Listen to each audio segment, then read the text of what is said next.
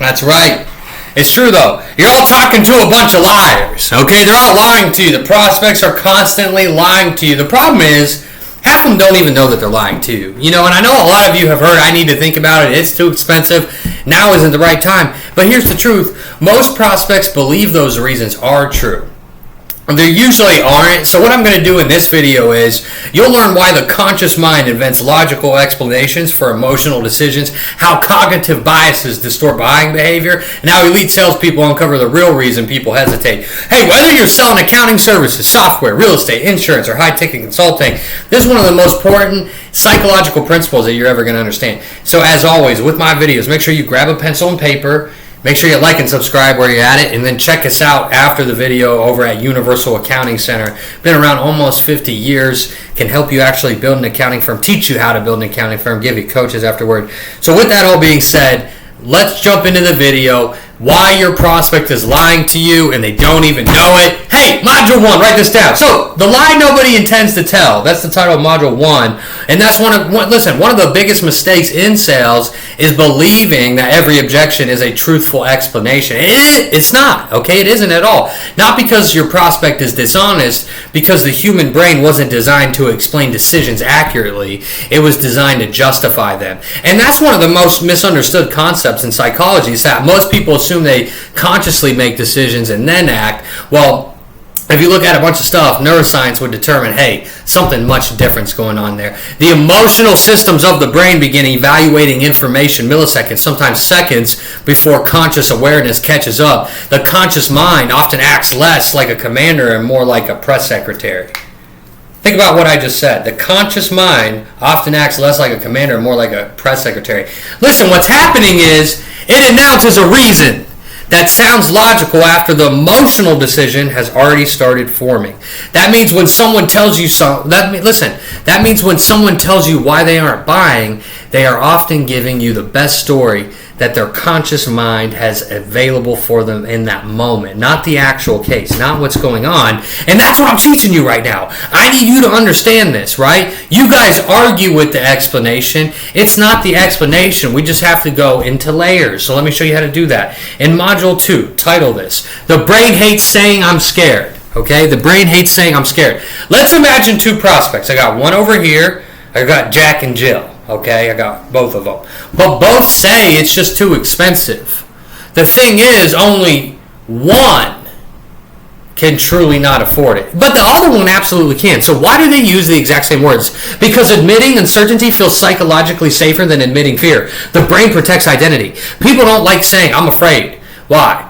They don't want to say it because they know it's weird, right? I'm afraid my spouse will judge me. I'm afraid this won't work. I'm afraid of making another mistake. I'm afraid I'll look stupid. Instead, what happens is the brain translates emotional discomfort into logical language like price, timing, need, research. Those become socially acceptable explanations. Notice something. Almost every objection sounds rational. That's because rational explanations protect emotional vulnerability, right? Let's go down to Module 3. The brain is an attorney, not a scientist. All right, so I want you to imagine your mind as a courtroom. All right, and most people think the brain gathers in evidence like a scientist. It doesn't. It behaves more like an attorney. An attorney starts with a conclusion. They build a case. The brain does the same thing, right? Emotion reaches a preliminary verdict. Logic gathers supporting evidence afterward. That's why two people can hear the exact same presentation, same product, same price, same salesperson. Well, one says that's what I need, and the other says I need to think about it. Okay? Well, different emotional conclusions, different logical explanations. That's why. That's what's going on there. So let's drop down to Module 4, the invisible objections. The real objection is rarely spoken about because half of you believe what they say, right? And the other problem is they're making these decisions unconsciously. Most prospects don't consciously know it, okay? Hidden objections usually sound something like this internally.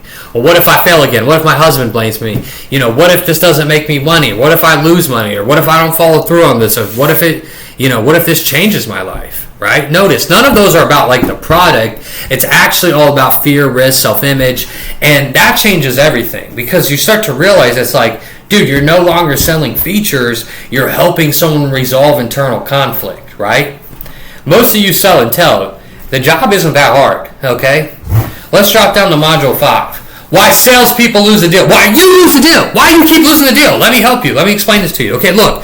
They say it's expensive. What you hear is they need price justification. So what you do is you spend 15 minutes explaining ROI. And the prospect still doesn't buy. Why? The price wasn't the problem, dude. It was fear. Okay? I got to get them out of that fear-based thinking. You're just answering the wrong questions. The fastest way to lose trust is to solve a problem the prospect isn't actually experiencing. You know, salespeople diagnose before they prescribe. Just like great physicians. That's how you got to think. Module 6, the psychology of emotional congruence. Look, people buy when their emotions and logic finally agree with one another. Think of buying a house, okay? You usually fall in love with it, okay? And what's that? Emotionally. You fall in love with it emotionally. You don't fall in love with it logically. Emotionally, you fall in love with it. But you do justify it with logic. Just like buying a luxury watch, a car, you know, choosing a college, hiring an employee. The emotional commitment almost always comes first. Logic simply makes the purchase socially acceptable. Your job isn't to manipulate emotion. Your job is to understand. And once emotional conflict is resolved, logic naturally supports that decision, right? Let's go to Module 7. Stop fighting objections, all right? Stop fighting objections. You got to get away from doing dumb things. It's dumb to fight an objection. It even sounds dumb. You're going to fight an objection, right? It's weird. This is what the best salespeople do, okay? And here's how we separate ourselves. So instead of defending, you got to reverse and just become curious. You don't need to get defensive. Like, that's the worst thing to do. You just need to be curious and have, like, cat-like curiosity. So instead of overcoming objections, you just need to uncover them. Notice the difference. Hey, most people say, well, John, what if I could lower the payment? Okay? But the best salespeople would say, can I ask you something? If money disappeared for a moment, would it still make the decision difficult? John, can I ask you something? If it was free, would you do it? Right? That question bypasses the rehearsed objection. It often reveals the real obstacle. Let me give you another example. When you say you need to think about it, what specifically are you hoping becomes clear? Right? Not what are you thinking about. Specifically, the brain retrieves specifics far better than vague thoughts. Okay? I need specifics. Let me give you another one. Let's imagine 6 months from now you decide not to move forward. What do you think will be the reason? See, future pacing lowers defensiveness, and people often reveal the fear that they've been protecting. Right? I got to go in layers, baby. I got to go in layers. I got to work it, massage it. So Module 8, the psychology of silence. So I'm really good at using silence. I just won't talk sometimes. Right? I'll just let them keep talking. See, once they answer, stop talking. And most salespeople destroy breakthroughs by speaking too quickly. Guys, you're talking too darn fast. Silence creates cognitive expansion. And the brain keeps searching. The prospects begin hearing themselves think. Boom, boom, boom, boom, boom. And what happens is those continue talking, right? And that's when the truth appears. The first answer is usually conscious. The second answer is emotional. The third answer is the real one. The best salespeople don't interrupt discovery. They allow them. What's the point of asking a good question? You don't let them answer it, right? So let them give like 3 answers. 1. They'll say something. 1, 2, 3. I just told you the blueprint. Like, you got to use it. You got to allow them to sell themselves. Allow it. What, you can't sit and you can't be quiet around another person? Like, that's weird. All right, Module 9, okay? Module 9, why this makes you more ethical. Why this makes you more ethical. Some people listen to some of the things I say, even when I'm explaining it, but it's just human psychology. It's a mammalian brain. It's just the brain. It's all the same brain with different personalities, right? So once you understand personalities, brain, psychology, goals, all that. So a lot of people hear this stuff say, Nate, so we're manipulating emotions? No, it's actually quite the opposite.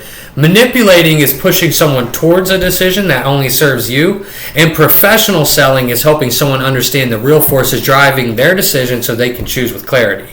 If the hidden fear is legitimate, you may discover your solution isn't the right fit. And that's a successful sales conversation too.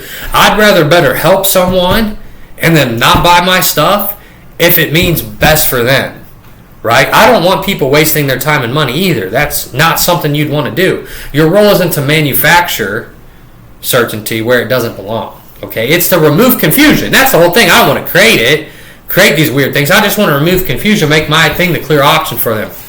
And when people understand themselves better, they make better decisions, whether that's yes or no, right? So the final lesson here is stop listening to words, okay? The best salespeople don't listen to what they're saying. They listen to for what the words are actually protecting. So every objection, hey, it's got two layers, okay? The surface layer is what the prospect says. It's silly things like, it's expensive, or I need to think about it, or maybe next quarter. The deepest layer is what the prospect feels. All right, it's, I'm afraid of making another mistake. I don't trust myself to make this decision. Well, I don't want to regret this. Yeah, they probably don't want to regret using something and wasting their time and money. So you need to explain it and figure out whatever they're saying and then solve it. Okay? The moment you stop arguing with the surface and you start exploring the emotion beneath it, that's when the sale changes completely. So it's like you stop becoming a persuader and you start becoming basically you're diagnosing. Okay? You're diagnosing human decision making, and that's where the sale lives. That's where it's always been, right? So it's not that you have better pitches; you just have better questions, right? Look, people don't buy when you answered every objection. They buy when you help them understand the objection they couldn't explain themselves. How you do it? Through questions, right? So hopefully you found this helpful, and I will see you in the next one.